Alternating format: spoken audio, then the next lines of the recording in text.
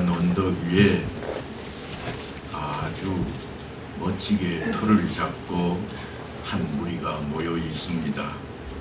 돈과 재물이 발람의 마음을 완전히 붙잡아 가버렸습니다. 눈에 콩깍지가 씌워진 발람에게는 더 이상 배는 게 없습니다. 하나님께서 분명히 그를 붙드셨고 그의 길을 막았던 것을 우리는 지난 시간 함께 살펴보았습니다. 그런데 발람은 하나님께서 길을 막으심에도 불구하고 이스라엘을 저주하기 위해서 한 걸음에 발락 왕에게로 달려갔습니다. 돈이면 다 되는 그런 세상이 당시에도 여전했던 모양입니다. 무당으로 이제 초청받은 발람은 모압 땅에 도착하자마자 모압 왕에게 큰 자리를, 다시 말해서 제단을 쌓아줄 것을 요청합니다. 치성 드릴 자리를 펼쳐달라는 그러한 이야기입니다. 나를 위하여 여기 제단 7을 쌓고 거기 숫송아지 7마리와 순양 7마리를 준비하소서. 보통 무당들이 구판을 벌리면 한 마당에서 다 처리합니다. 그런데 오늘 발람을 보니까 7개의 마당을 준비해 달라고 그럽니다. 그러니까 그 장소와 준비된 재물들이 어마어마한 것입니다. 당시의 풍습대로 단을 쌓고 제사를 드리되 최대한 그리고 최고로 어마어마한 그런 구판을 벌이겠다는 이야기입니다.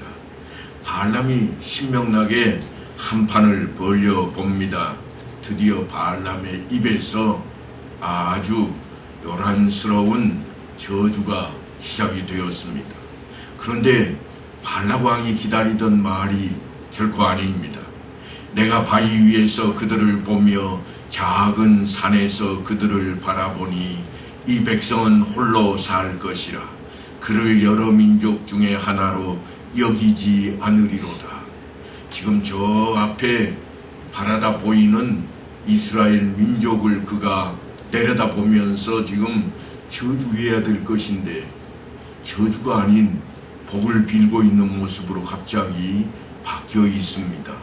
작은 산에서 그들을 바라보니 이 백성은 홀로 살 것이라. 아무도 그를 건드리지 못할 것이라고 오히려 복을 빌고 있습니다. 그리고 여러 민족 중에 하나로 여기지 않으리로다. 그들은 대단한 민족이라고 지금 지켜 세우고 있는 것입니다. 그 말을 하다 말고 발람도 깜짝 놀랐습니다. 자신이 해야 할 말이 아닌 것입니다. 자신이 그 말을 한 것을 뒤돌아보기도 전에 그냥 입에서 쏟아져 나오는 말이 정말 희한한 말들입니다. 이스라엘을 향해 저주하려고 그가 입을 열고 있는데, 그래서 구판을 열고 아주 많은 사람들을 모아놓고 그 앞에서 저주를 외치고 있는데, 야곱의 티끌을 누가 능히 세며 이스라엘 4분의 1을 누가 능히 셀고 나는 의인의 죽음을 죽기 원하며 나의 종말이 그와 같기를 바라노라. 이스라엘의 4분의 1의 인구를 헤아리는 것조차 어려울 것인데 어찌 전체를 헤아릴 수나 있겠는가. 하나님께서 지금 그 입을 틀어막고 비틀어 놓으신 것입니다.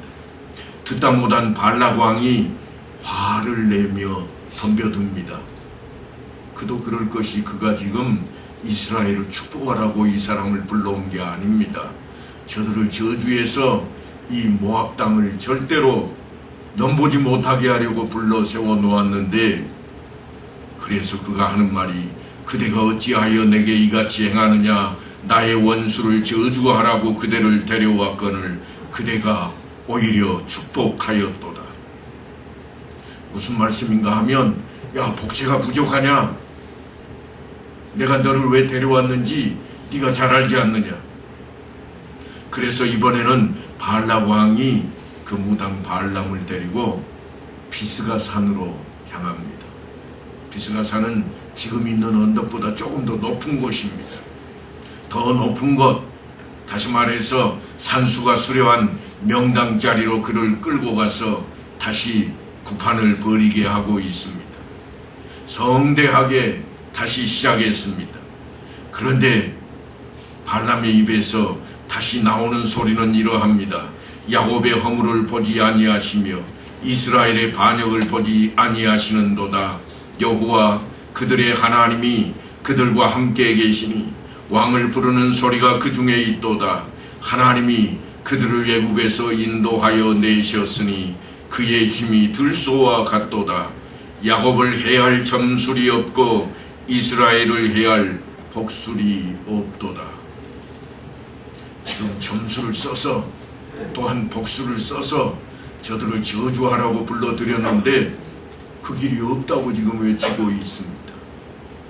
세상에 가장 좋다는 명당 자리를 지금 찾아내었고 세상에서 가장 영화다는 그 무당 발람을 만났는데 그래서 신명나게 한판 구판을 벌이고 있는데 자기가 바라는 일이 벌어지질 않고 있습니다. 당시에 세상에서 가장 용하다고 소문나 있는 발람입니다. 그가 하는 말입니다. 하나님의 백성을 해할 점술이 없고 이스라엘을 해할 복술이 없도다. 그러려면 뭐하러 왔을까요? 발람 왕이 아주 심히 화가 났습니다. 그렇지 않겠습니까? 우리는 이미 예수님께서 이 땅에 오셔서 처음 사역을 시작하실 때 일을 알고 있습니다. 왜냐하면 성경을 통해 전해드렸기 때문입니다. 40일 금식을 하고 줄여있는 예수님 앞에 사탄이 등장을 합니다. 그리고 그가 하는 말이 네가 만일 하나님의 아들이거든 명하여 저 돌들로 떡덩이가 되게 하라. 그렇게 유혹하고 나섭니다. 하나님의 아들이라면 못할 일이 뭐가 있겠느냐. 한번 이 돌로 떡덩이가 되게 만들어 봐라. 병든 자를 고쳐내시고 귀신을 쫓아내시는 예수님 앞에 그를 충동하며 지금 유혹하고 있는 그러한 이야기입니다. 그러자 예수님께서 하시는 말씀이 사람이 떡으로만 살 것이 아니요 하나님의 입으로부터 나오는 모든 말씀으로 살 것이라. 그러니까 예수님의 이 말씀 한마디로 사탄의 괴계가 힘을 잃어버리고 말았습니다.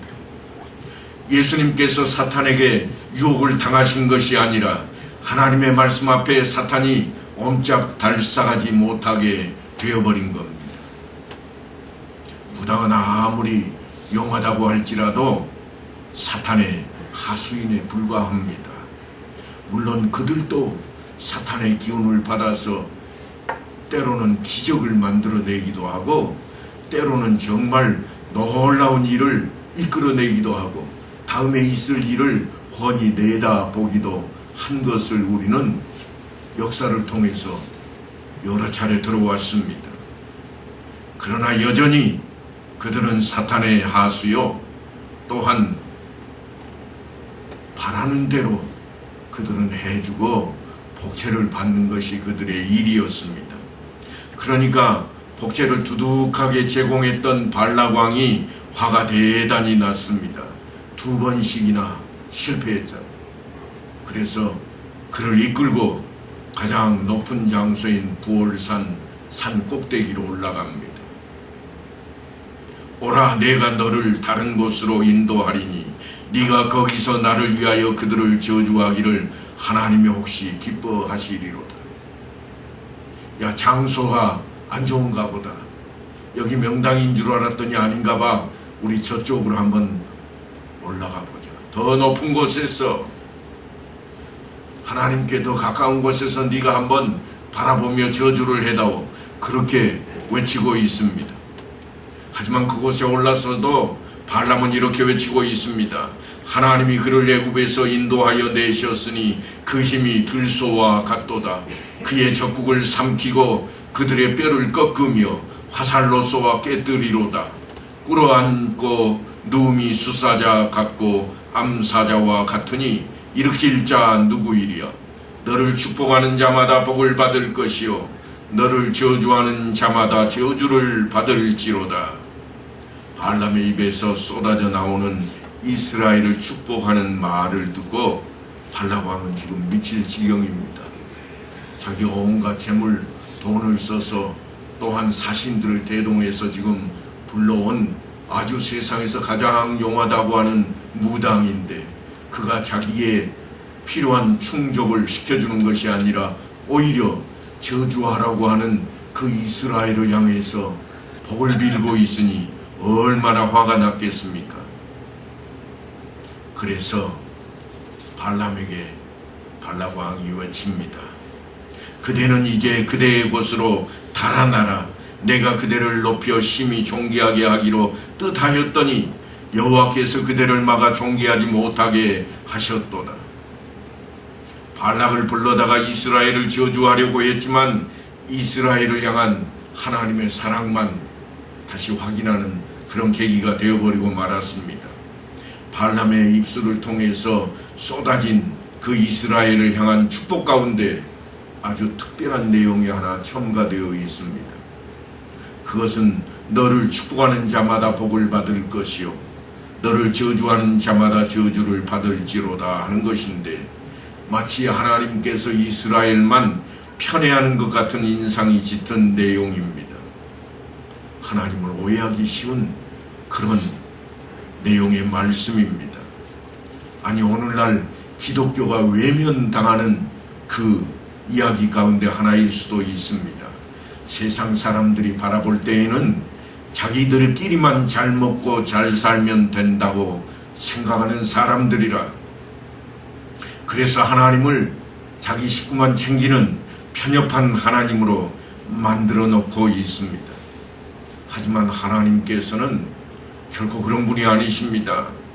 요한이 외치기를 하나님이 세상을 이처럼 사랑하사 하나님이 자기를 따르는 사람들을 이처럼 사랑하사 그러지 않았습니다. 온 세상을 사랑하시는 하나님 그렇게 외치고 있는데 오늘 말씀을 보면 하나님을 따르는 자 하나님이 지정한 자만 하나님이 사랑하실 것처럼 그래서 하나님께서 애굽에서 종살이하던 이스라엘 백성들을 출애굽시켜 놓은 것처럼 그렇게 들려집니다. 하지만 하나님께서 이스라엘 백성을 애굽 땅에서 종살이하던 그들을 이끌어내신 이유는 결코 그렇지 않습니다. 그들을 제사장 나라 하나님께 예배 드리는 그 자리에 서게 하기 위함이었습니다. 누구를 위한 제사요? 누구를 위한 예배인가? 온 백성을 위한 예배요. 온 백성을 위한 하나님께 중재자가 되는 그러한 자리입니다. 세상에는 그런 일이 없습니다. 제사장은 언제나 세상의 가장 높은 자리, 귀족 중에서도 높은 자리에 속한 사람들만의 전유물이었습니다. 그런데 하나님께서 제일 하층민인 노예들을 끌어내어서 그 자리로 지금 이끌어드리고 있는 모습입니다. 그러니까 하나님께서 이스라엘을 제사장 나라로 삼으신 이유는 모든 나라와 모든 민족들을 하나님 앞으로 하나님께로 돌아오게 하는 회복의 역사를 이루고자 하시는 하나님의 뜻이 담겨 있는 것입니다.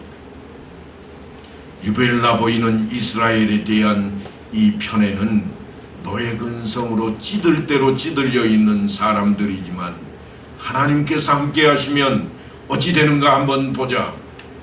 바로 그것을 세상 앞에 나타내 보여주시는 자리라 말할 수 있습니다. 그렇게 해서 열방의 나라들이 그것을 보고 하나님께로 돌아오도록 하시는 말씀이 바로 이 메시지입니다. 이 사실을 우리는 잊지 말아야 할 것입니다.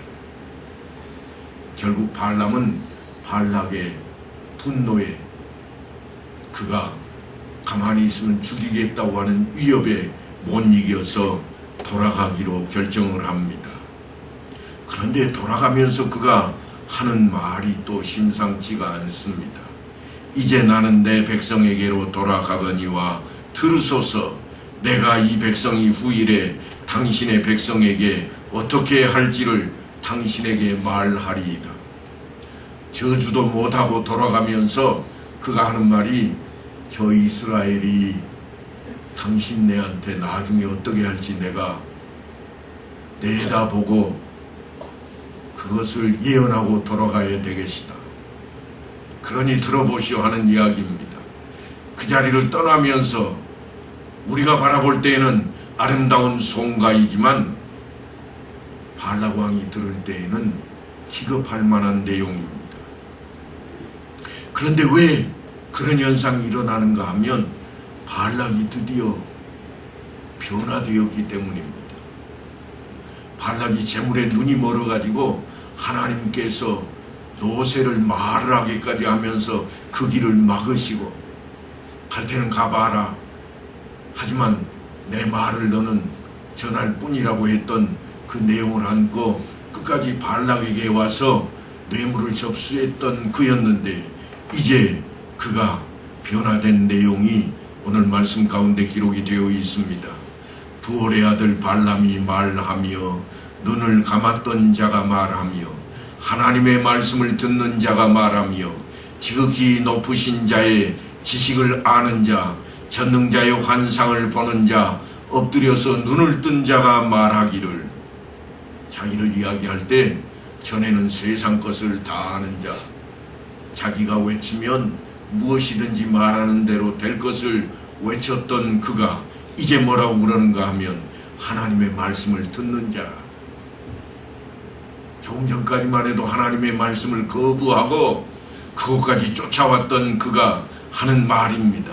전능자의 환상을 내가 보았노라. 이제 내가 엎드려 눈을 뜨게 되었다.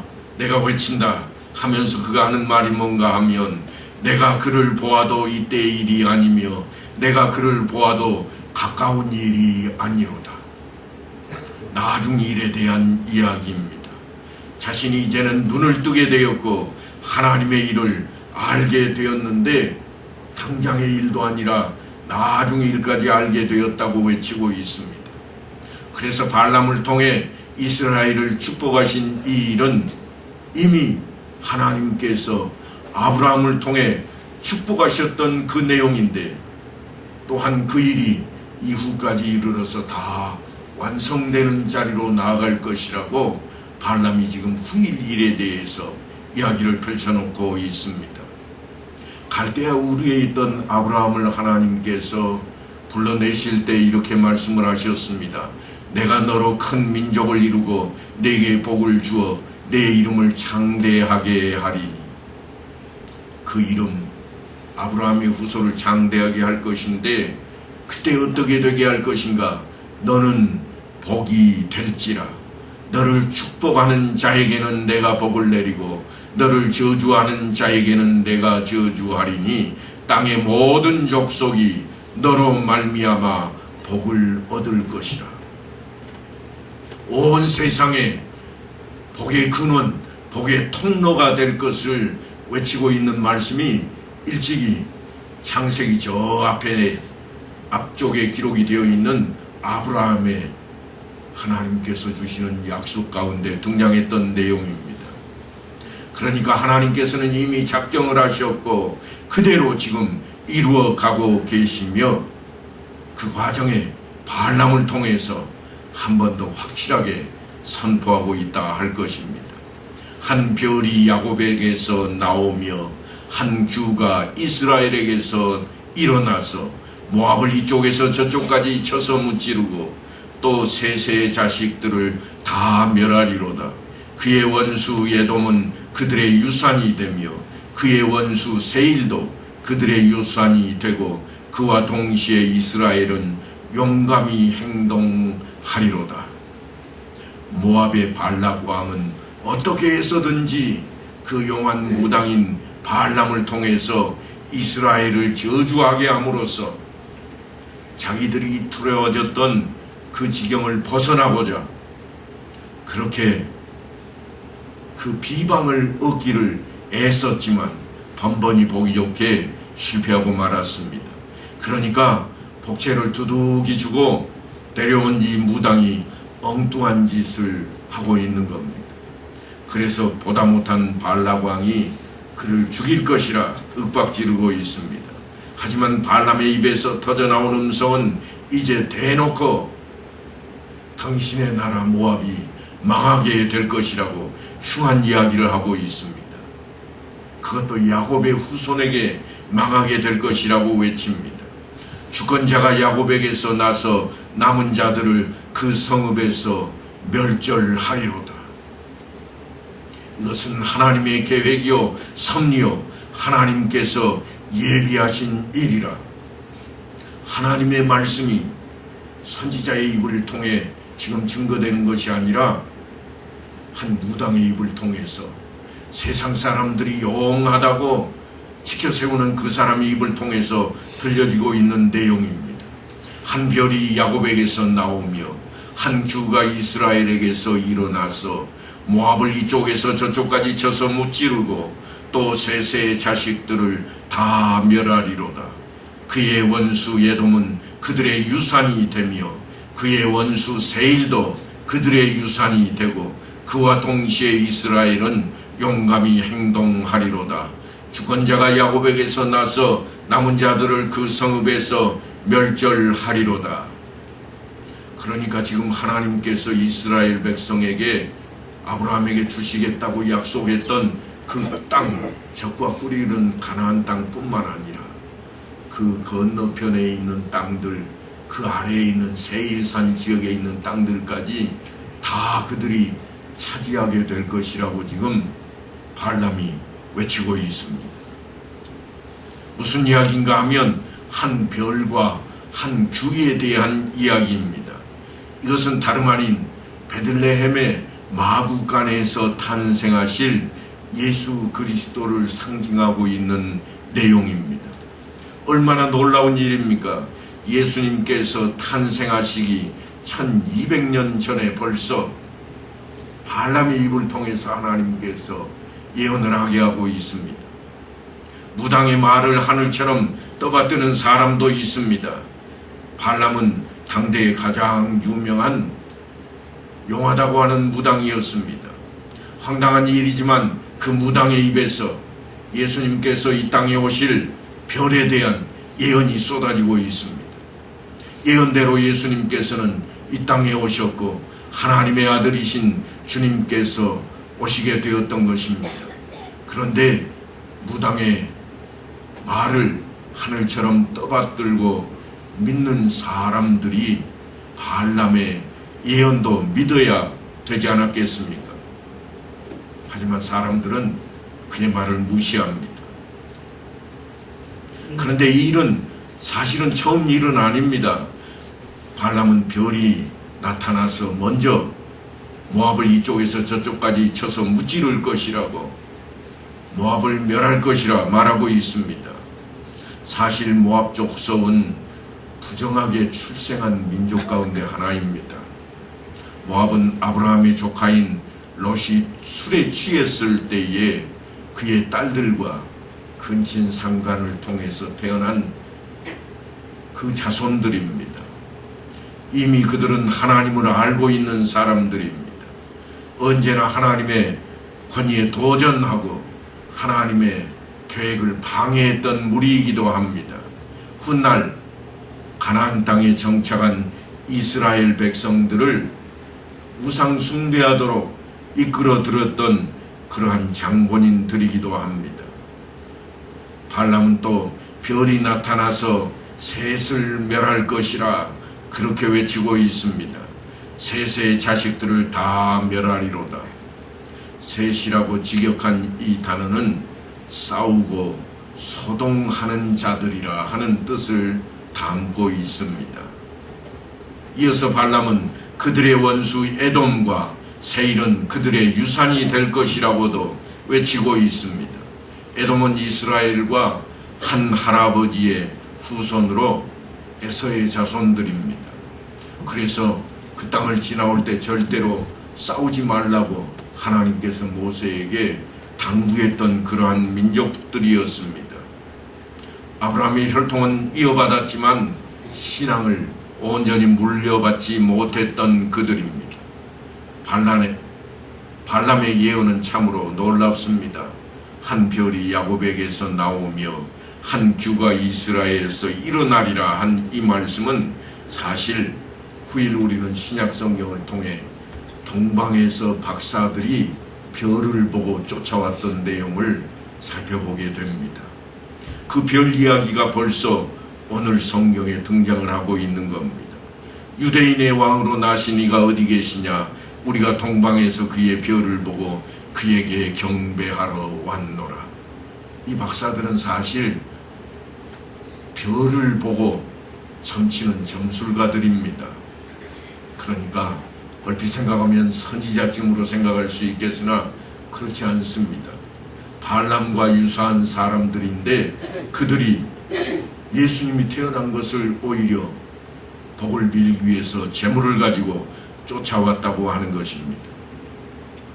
천사들도 예수님이 이 땅에 태어나신 그 순간을 이렇게 말씀하고 있습니다. 오늘 다윗의 동네에 너희를 위하여 구주가 나셨으니 곧 그리스도 주시니라. 그러니까 천사들의 말씀과 이 동방 박사들의 말이 일치를 하고 있음을 역사가 우리 앞에 증명을 하고 있는 내용인 것입니다.